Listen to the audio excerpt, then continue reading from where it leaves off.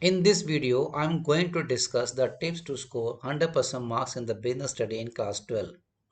This video is meant for the CBSE board examination 2026 onwards, and it is also aligned with the on-scale marking which has started in the year 2026. This video is going to be divided into three parts. Here we are discussing the first part, tips to attempt the paper. First tip, how to utilize the reading time. During the reading time, you should mark the question S for simple, M for moderate, and D for difficult. This way, when you will be attempting the questions, then you should attempt the simple question first and the difficult question in the last. Order of questions. When you attempt the question, you should attempt the question in the seal order.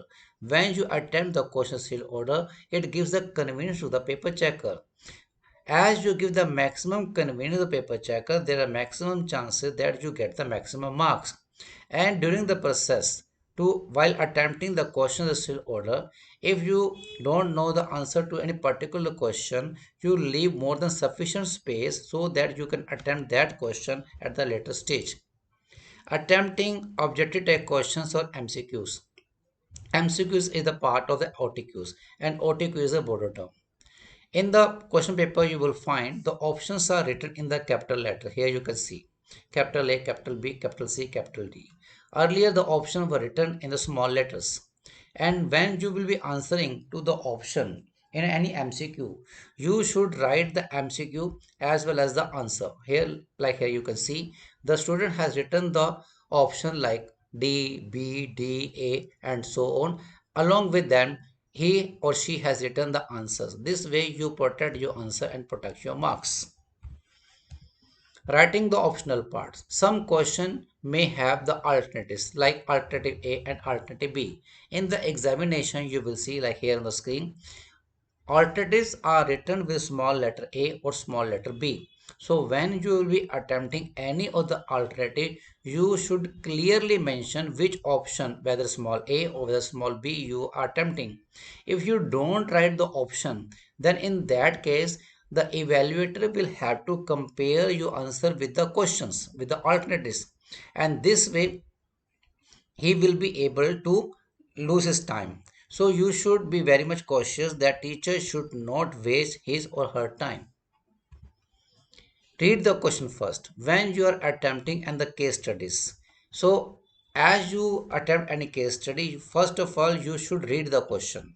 After reading the question, you come to know about the chapter, topic, subtopic, and even the headings. This way, when you will be going through the case study after reading the question, you will be able to focus on the keywords, the key lines, which are going to help you arrive at the correct and the appropriate answer. So this way you will be able to save a lot of time in the all case studies. Use the latest examples.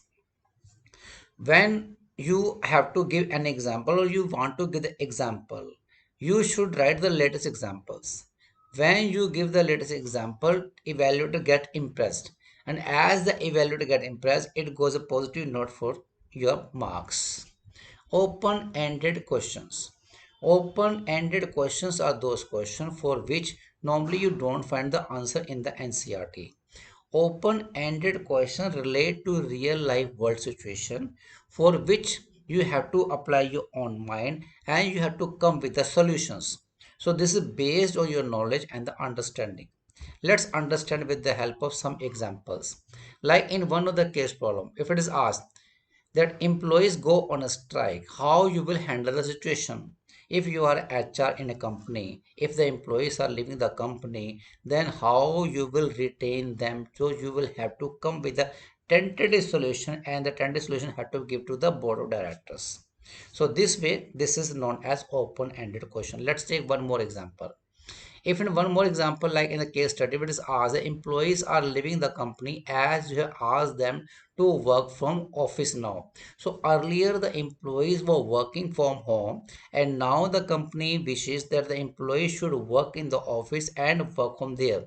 But the employees are not liking this idea, they do want to work from home. So in such a situation, how you can bring the employees back to the office, that is a challenge before you. So you have to give the tentative solution, the suggestion to the board of directors. One more case, Like in one of the case problem, it is asked that if you how you will achieve your target if the competitor is pushing the product below its cost price and so on.